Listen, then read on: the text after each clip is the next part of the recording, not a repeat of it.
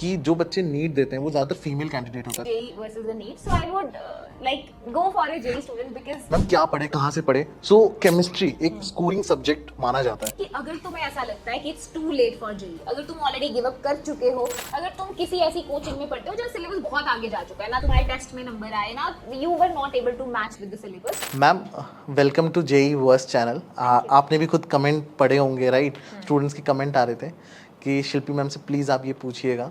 So we I am asking on behalf of the students कि ma'am why JEE?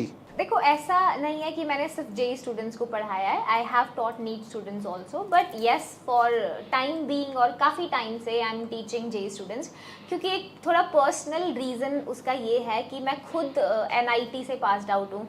तो एक जो IIT का ड्रीम होता है ना, जब वो क्रैश करता है ना, तो I can understand those feelings कि क्या फील होता है, कितना हार्ट ब्रोकन फील होता है। हमें ऐसा फील होता है कि पेरेंट्स को इतना लेट डाउन किया, यार इतनी मेहनत करी, दिन रात पढ़ाई की, मगर IIT नहीं हो पाया। तो हमेशा से मुझे ऐसा था, if I couldn't make it to IIT, मैं NIT गई, but I will make sure कि जो स्टूडेंट्स हैं मेरे आसपास, they reach that thing, they reach IIT, और उनको feeling at least they are able to experience that feeling जो मुझे नहीं हुआ।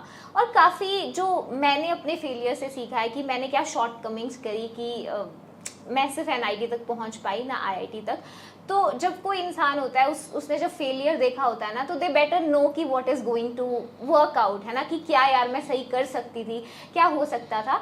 तो इसीलिए आई प्रेफर, अगर अभी भी आप मुझसे कहोगे कि JEE versus the NEET, so I would go for a JEE student because of that IIT thing कि जो मैं नहीं कर पाई वो मेरे बच्चे हासिल करें, just with that idea. So ma'am हम सब ने सुना है अपने बचपन में कि 10वीं कर लो उसके बाद आराम ही आराम है, फिर 12वीं कर लो आराम ही आराम है। तो ये मैम असली डेफिनेशन क्या है आराम की?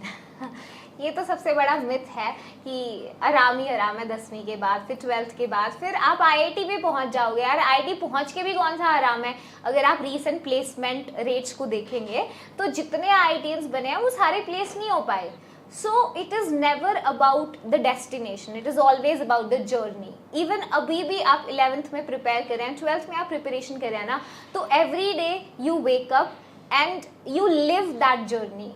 Success is always about that. So ऐसा है कि आराम you have to find it out between your breath, ठीक है। सो हर दिन में अपने पेरेंट्स को you make them feel proud of yourself, वो स्माइल करते हैं, they are happy to see you, that is also success in a way, है ना। तो आराम आ जाएगा, बस JEE दे लो, मैं ही बोलूँगी। So ma'am why JEE verse?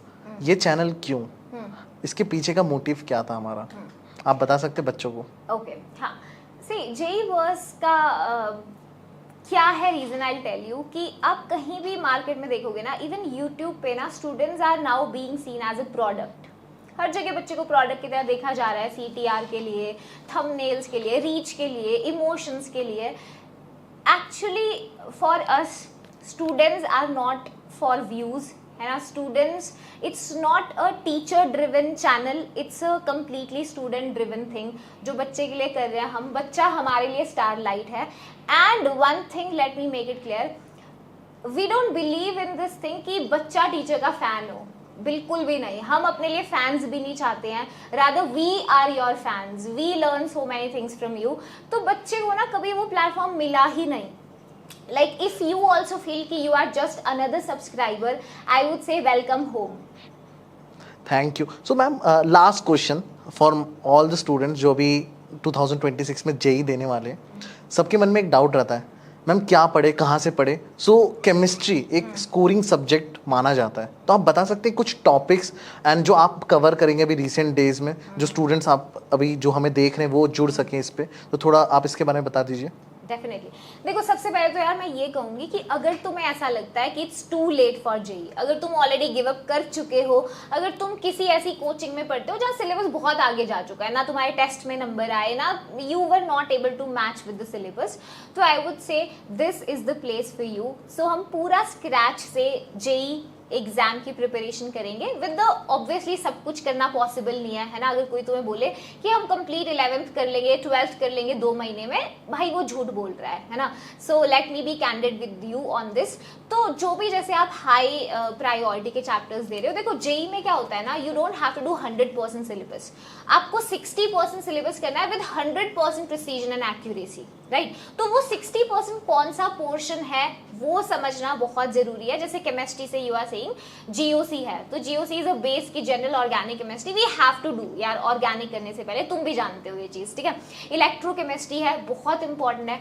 Thermodynamics एक ऐसा टॉपिक है, मतलब एनटीए के मूड स्विंग्स तो यार सब जानते हैं, है ना, और मतलब लड़कियां तो ज्यादा जानती हैं खैर, तो we can relate to it. तो एनटीए के मूड स्विंग्स का हम कुछ नहीं कह सकते, पर हाँ हम अपनी तैयारी फुली फोकस होके कर सकते हैं, वी कैन डू, है ना। सो ऐसे और टॉपिक्स हैं, चैप्टर्स हैं, weightage wise we will do on the channel, you just have to stay connected. Thank you.